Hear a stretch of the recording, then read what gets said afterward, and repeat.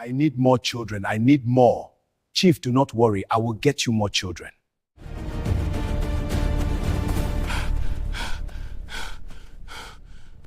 Stay back! You won't catch me! You can't hide forever! Ha! Too slow! The signs are clear. We cannot delay. I agree. We must act now. Then let's move. Yes.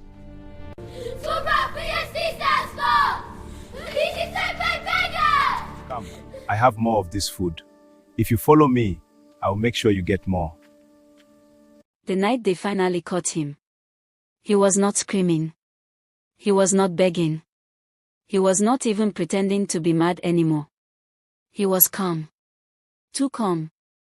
And when they forced him to speak, when they demanded to know why children had been disappearing from Baramu for 15 years, he smiled.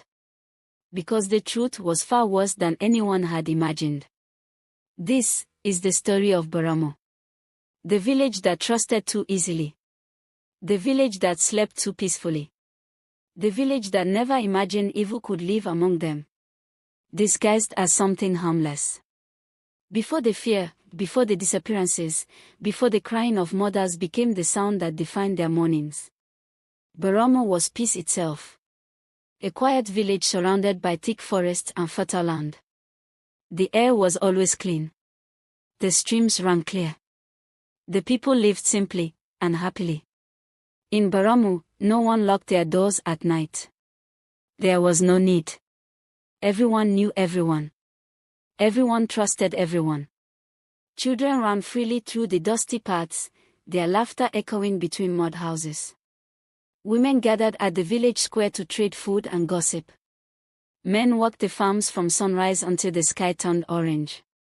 And almost every week, there was something to celebrate. Sometimes, the king would wake up in a joyful mood and send the town crier through the village. The sharp sound of his gong would echo through every corner. Gung! Gung! Gung! People would step out of their homes immediately, smiling before he even spoke. The king invites everyone to the palace square tonight. There will be food. There will be music. There will be celebration. And that was all it took. By sunset, the entire village would gather. Fires would burn brightly. Drums would come alive. Old men would sing ancient songs. Young men would dance to impress the maidens. Women would serve food until everyone was full. Laughter would fill the air. Joy would live in every corner. Baramu was not just a village. It was a family. And families were safe. Or at least, that was what they believed. Until the first thing went missing. It was small at first. Almost unnoticeable. One morning, a farmer woke up and realized one of his goats was gone. He searched everywhere. Behind his house. Around the compound. Near the stream. Nothing. He assumed the goat had wandered off. It was strange, but not impossible. Then, 2 days later, another person complained that some of their harvested yams had disappeared overnight. Again, it was dismissed. Maybe someone was hungry. Maybe it was an animal. Maybe it was nothing. But then it kept happening. A chicken here. A goat there. Food. Jewelry. Personal belongings. Things were disappearing. At first, people whispered about it quietly. Then more voices joined. Then more. Until almost everyone had lost something. Fear began to grow. Slowly. Quietly. Like a shadow creeping across the ground. But nothing could have prepared them for what happened next. It was still dark that morning when the screaming began. A woman's voice. Sharp. Broken. Terrified. She was running. Barefoot. Her wrapper half tied around her waist. Her hair scattered wildly. Tears streaming down her face. Her husband ran beside her. Both of them heading toward the palace. People began stepping out of their homes, confused and concerned. What happened? What is wrong? But the woman could not answer. She kept running. When they reached the palace, she collapsed to the ground. "My daughter," she cried. "My daughter is gone." The king, who had just stepped out after hearing the commotion, froze. "Gone?" he asked. The woman nodded violently, her body shaking. "She went to the stream yesterday afternoon, she never came back." Silence fell over everyone. The stream was not far. Children went there every day. Nothing had ever happened there before. The king immediately summoned the chief priest. If this was something beyond human understanding, the gods would know. The priest arrived, his face serious. He brought out his sacred items. He began to chant. His voice rose and fell as he called upon the spirits. Everyone waited. Hoping. Praying. Begging for answers. But nothing came. The priest stopped. His face pale. "I see nothing," he said quietly. Fear spread instantly. If the gods could not see her, where was she? At sunrise, the entire village joined the search. Men entered the forest. Women searched the riverbanks. Young boys checked every path. They called her name again and again. No answer. They searched until the sun burned their skin. Until their legs ached. Until hope began to fade. But she was gone. Just gone.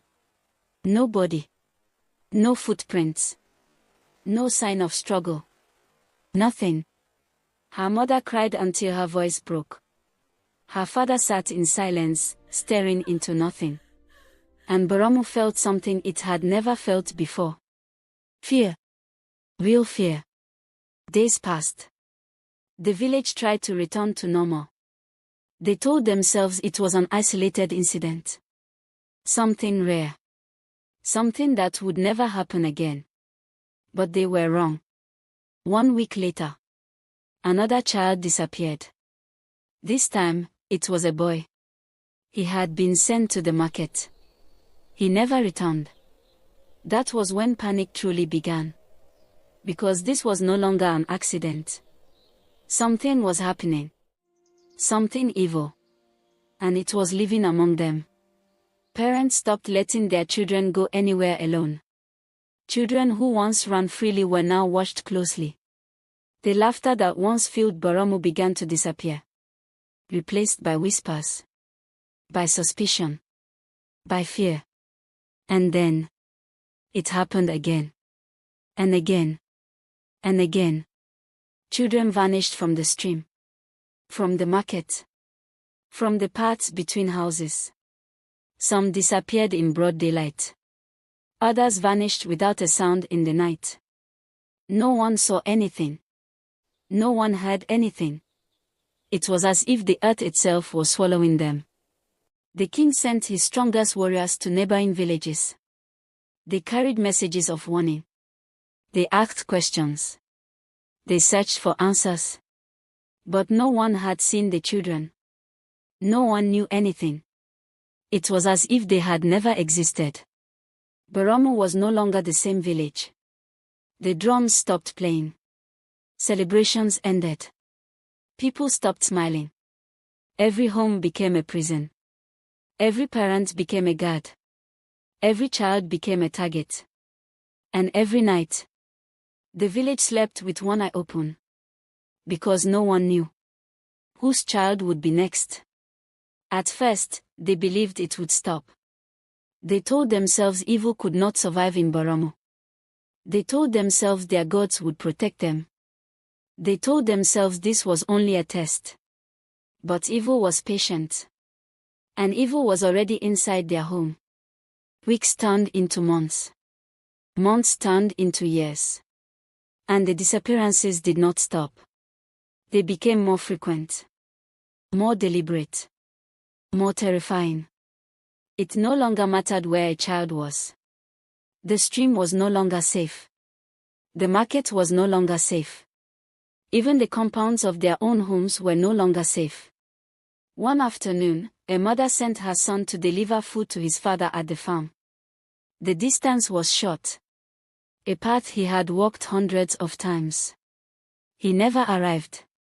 His father waited. And waited. And waited. When the sun began to set, the man carried the empty food container and walked home, confused. "Where is my son?" he asked his wife. The moment she heard those words, her legs gave way. Because she had watched her son leave. She had watched him walk down that path. And now, he was gone. Another child. Another family destroyed. Another piece of Baramu dying. Soon, fear became the air they breathed. Children stopped playing outside. Parents stopped sleeping. Every sound at night became a threat. Every shadow became suspicious. Even neighbors began to look at each other differently. Trust was dying. And something else was replacing it. Suspicion. Desperation. Paranoia. The king, once strong and confident, began to weaken under the weight of responsibility. Every morning, parents gathered outside his palace. Crying. Begging. Demanding answers he did not have. He summoned the chief priest again. Again, the priest chanted. Again, he called upon the gods. Again. Nothing. No answers. No clues. No hope. It was as if whatever was taking the children existed outside the reach of both man and spirit. Some villagers began to whisper dangerous things. Maybe it was a curse. Maybe someone in the village had angered the gods. Maybe one of them was responsible. Fear began to turn neighbor against neighbor. Friends began to doubt friends. Families began to suspect families. Baramu was breaking apart from the inside. And still, the children kept disappearing. Some vanished in the early morning. Some vanished in the afternoon. Some vanished in the night. No pattern. No warning. No mercy. One day, something happened that shattered whatever little hope remained. A man and his wife went to their farm early in the morning. They left their 2 children at home. The children were old enough to be alone. Or so they thought. When they returned that evening, their door was open. Their house was silent. Too silent. The mother called their names. No answer. She checked the backyard. Nothing. She checked inside. Nothing. Then she saw it. One of their clay cups was broken on the floor. Her hands began to shake. Her breathing became heavy. She ran outside screaming. "My children! My children!" Villagers gathered immediately. They searched everywhere.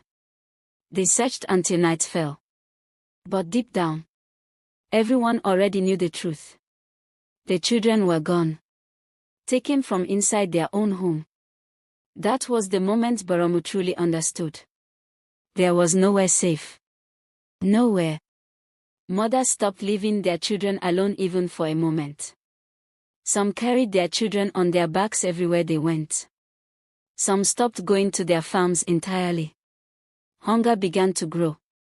But fear was stronger than hunger. Fathers began staying awake all night, holding weapons, watching the darkness. But no matter how hard they tried, it was never enough. Because whoever was taking the children was always one step ahead. Years passed. And the village changed completely. The sound of laughter was replaced by silence. The sound of celebration was replaced by mourning. The village that once danced every week had forgotten how to smile. Young women began refusing to marry men from Baramu. They feared bringing children into a cursed land. Some families packed their belongings and left forever. They abandoned their homes, their farms, their memories. Anything was better than staying. Even the king began to break. The weight of 15 years of failure crushed him slowly. He stopped appearing in public. He stopped speaking with confidence. He stopped looking like a king. And then one morning, he did not wake up. The news spread quickly. The king was dead. Some said it was sickness. Some said it was age. But everyone knew the truth. He died of a broken heart. He died carrying the pain of every missing child. His son became the new king. Young, determined, hungry for answers. He promised the people he would succeed where his father failed. He promised to end the nightmare. He traveled to distant lands. He spoke to powerful priests. He consulted great healers. He sought warriors, diviners, anyone who could help. But no one had answers. And the disappearances continued. Baramu was no longer a village. It was a wound. A wound that never healed. A wound that never stopped bleeding. 15 years passed like this. 15 years of fear. 15 years of unanswered questions. 15 years of stolen children. And then, she returned. Her name was Nena. She had left Baramu when she was only 5 years old. Her mother, terrified for her safety, had sent her away to live in the city with her aunt. There, she grew up far away from the nightmare that consumed her homeland. Far away from the fear. Far away from the disappearances. Now she was 19. No longer a child. No longer someone who needed protection. Or so she believed. For years, she had begged her aunt to let her visit her mother. She wanted to see her home again. She wanted to remember where she came from. Her aunt always refused. Always afraid. Always protective. But Nena was persistent. She begged. She pleaded. She argued. Until finally, they agreed. Her mother would allow her to visit. Just for a short time.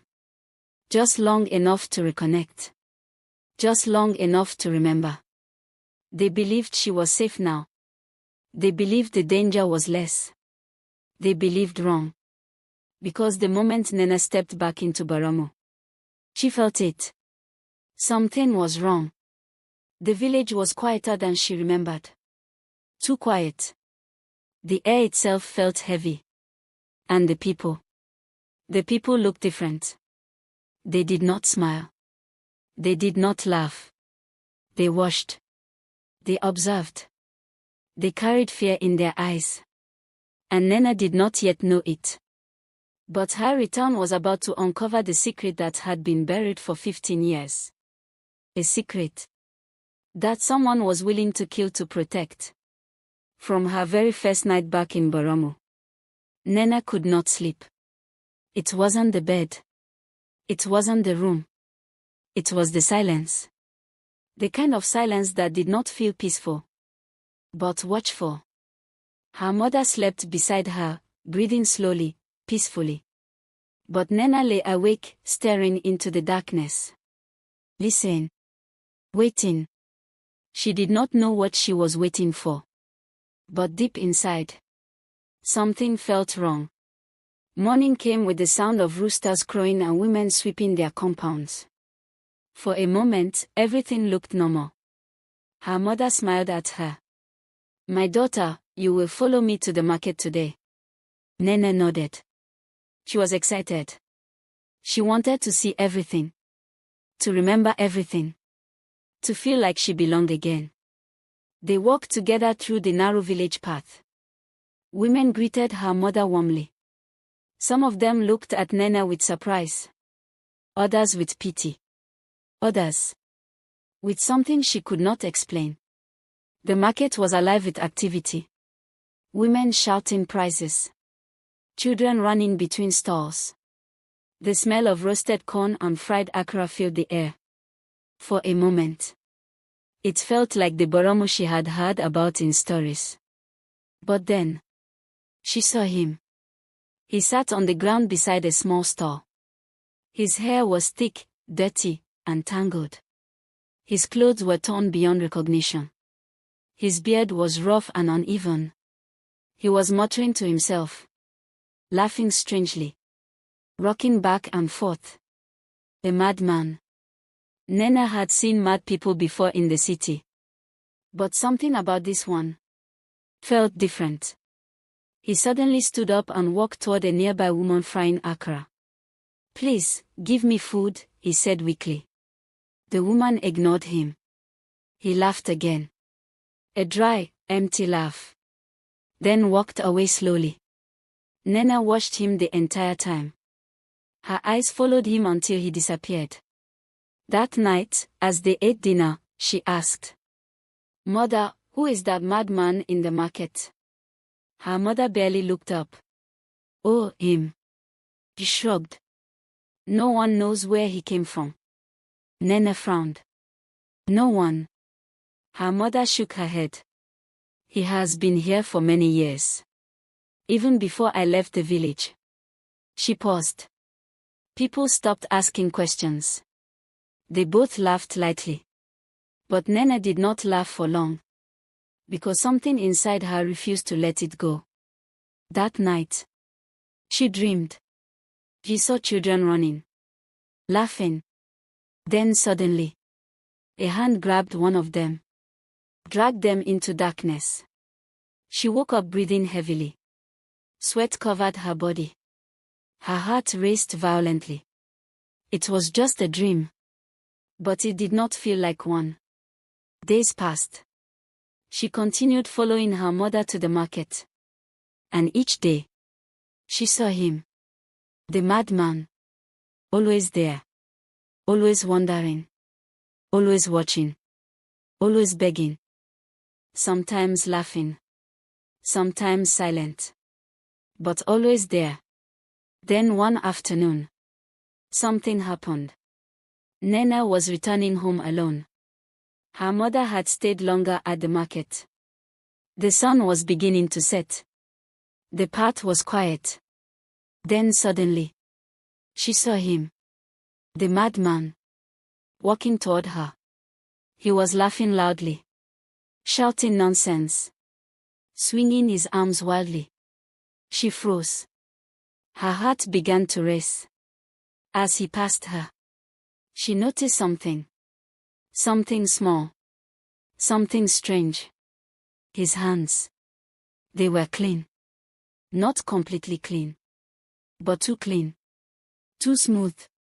Too normal. Not the hands of someone who slept on the ground. Not the hands of someone who lived in dirt. Not the hands of a madman. She stopped walking. Her mind racing. No, she whispered to herself. That is not possible. She continued home.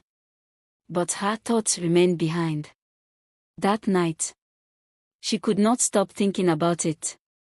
She sat on her bed, staring at her hands. Then she remembered. Every mad person she had ever seen had rough hands. Dirty hands. Cracked hands. But his hands were different. Her heart began to beat faster. "Who are you?" she whispered into the darkness. Sleep did not come. Only questions. 2 days later, she saw him again. But this time, he did not see her. He walked quickly, looking around carefully. Not like a madman. Like someone hiding something. Nena felt her body move before her mind could stop it. She followed him. Quietly. Carefully. Her feet stepped softly on the dusty ground. Her breathing slow. Controlled. He turned into a narrow path. A dark path. One most people avoided. He stopped. Looked around. Her heart jumped into her throat. She quickly hid behind a tree. He stood still for a moment. Then reached into his dirty bag. And brought out something. Something small. Something rectangular. Her eyes widened. A phone. Her entire body froze. Her breathing stopped. He raised it to his ear. And spoke. Clearly. Calmly. Not like a madman. Like a normal man. Yes, he said quietly. I understand. He listened. Then nodded. I will do it tonight. Nena covered her mouth instantly. Her body shaking violently. This was impossible. A madman. Using a phone. Speaking normally. Planning something.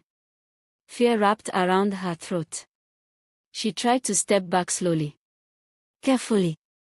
Quietly. Then. Crack. Her foot stepped on an empty nylon on the ground. The sound exploded in the silence. The madman froze. Slowly. He turned. Nena stopped breathing. His eyes scanned the darkness. Searching. Listening. Waiting. Her heart pounded so loud she was sure he could hear it. He took a step forward. Then another. She could not move. She could not breathe. She could not think. He moved closer. Closer. Closer. Then stopped. He stared into the darkness. His eyes cold. Alert. Not mad. Not confused. Aware. He slowly lowered the phone. And spoke into it. I will call you back. He ended the call. Silence returned. Heavy. Deadly. Nene did not wait. She ran. She ran faster than she had ever run in her life. Branches scratched her skin. Her legs burned. Her lungs screamed. But she did not stop. She did not dare look back. She reached her house and slammed the door. Her mother jumped in fear. Nena. What happened? She forced herself to laugh. Forced herself to breathe normally. It's nothing, mother. I just ran. But inside, terror was growing. Because deep down, she knew one thing. He was not mad. And if he was not mad, then he was something far worse. And without realizing it, she had just become his next problem. From that night on, Nena stopped feeling safe. Not in the market. Not on the road. Not even inside her mother's house. Because now she knew the truth. Or at least, part of it. The madman was not mad. And if he was pretending, then he was.